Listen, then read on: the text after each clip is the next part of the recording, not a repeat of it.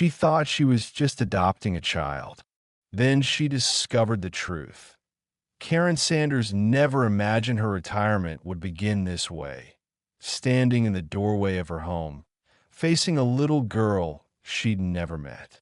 The child was barefoot, clutching a worn cloth bag, her eyes wide and watchful, her presence as silent as it was haunting. Just 2 weeks earlier, Karen had visited the local orphan outreach center, intending only to donate books and maybe sign up for story hour. But everything changed the moment she stepped into the room. One little girl stood apart from the others, gazing out a window in a threadbare brown shirt and jeans 2 sizes too big. She didn't smile. She didn't cry. She didn't speak. She simply watched. Her name was Alma. No last name. No known family. No birth records. She had been found alone, wandering near an abandoned warehouse. Karen was drawn to her instantly. There was something in Alma's quiet gaze, like she was trying to disappear. Her stillness, her sadness, it cracked Karen's heart. She sat beside the girl and waited. Alma didn't move away. That same evening, Karen filled out the paperwork. She brought Alma home wrapped in a soft cardigan, which the child clutched like it might vanish. Alma said nothing on the drive. She barely noticed the trees, the birds, or the blue sky. AKT home. Karen showed her the room she had prepared. Lavender walls, moonprint sheets, picture books. Alma looked around cautiously, as though it might all dissolve. She didn't eat that night, didn't touch the soup, didn't sit at the table. Instead, she stood against the wall, unmoving. When bedtime came, Karen didn't force her. Alma curled up on the mattress, still in her clothes, no blanket pulled over her. The next morning, Karen noticed signs. Alma flinched at the sound of running water. She froze when a door closed. She wouldn't touch toys or react to music. And she hadn't spoken a single word. Karen didn't push, but the child's smell and matted hair couldn't be ignored. She decided to gently try a bath. Karen warmed the water, added bubbles, placed towels nearby, and softly knocked on Alma's door. "Sweetheart," she said, "just a warm bath. I'll be right here." Alma followed her hesitantly. Karen helped her remove the shirt. It nearly disintegrated in her hands. And the jeans. Alma stood still, rigid with tension. Karen dipped her hand in water and gently poured it over the child's back. Alma screamed. The sound was raw and primal, echoing off the bathroom walls. She slipped, hit the edge of the tub, flailed. Karen rushed to catch her. But what froze her wasn't the scream. It was what the water revealed. Scars, long, pale ropes of pain across Alma's back. Circular burns, bruises, marks no child should carry. Karen gasped, heart pounding. Alma collapsed, sobbing now, shaking from fear and memory. Karen wrapped her in a towel and held her tight. "You're safe," she whispered, voice cracking. "No one's going to hurt you. Not ever again." That night, Karen didn't sleep. The next day, she called the orphanage. "What do you know about this girl?" she demanded. "She was dropped off late one night," said the director. "A man claimed he found her near a bus depot. We had no records.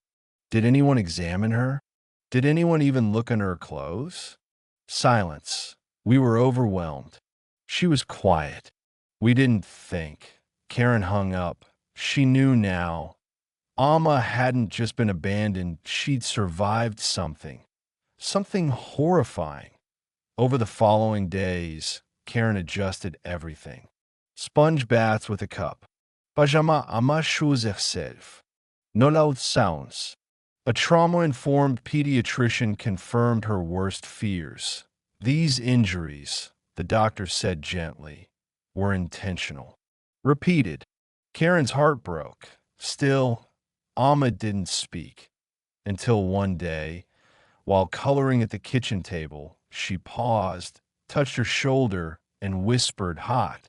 Karen stilled. "Who did that, honey?" Alma's lips quivered. She reached into her sleeve and pulled out a small wooden stick. Burned at the tip, Karen stared, horrified.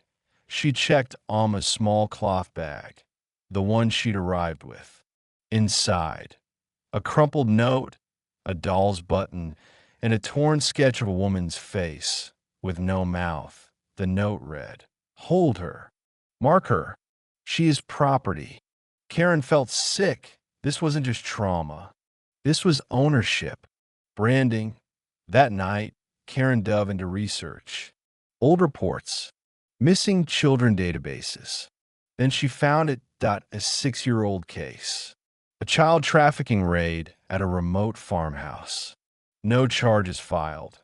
But in one police photo, wooden sticks, just like the one Alma carried.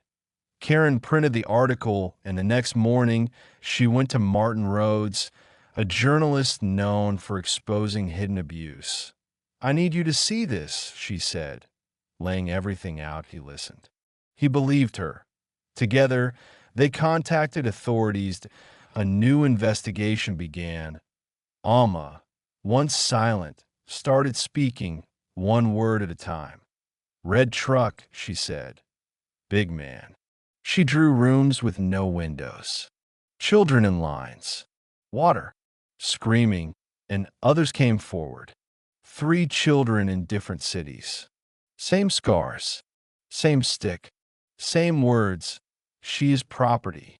The man behind it had changed names. Disappeared.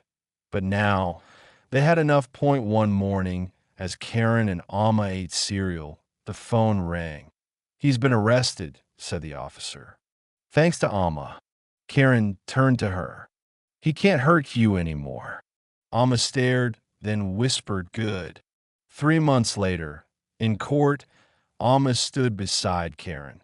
The judge asked if anyone wished to speak. Alma raised her hand. "You call me property," she said, "but I'm not. I belong to me, and I'm not afraid of you anymore." The courtroom was silent, guilty on every count. That same day, Karen legally adopted her. Outside, the sun warmed the courthouse steps. Alma wore a blue dress, her hair braided with yellow beads, a petite home. On her bedroom wall, Karen had mounted a small wooden shadow box. Inside it, the burned stick. Beside it, a crayon-drawn sign that read, "I am not property. I am loved."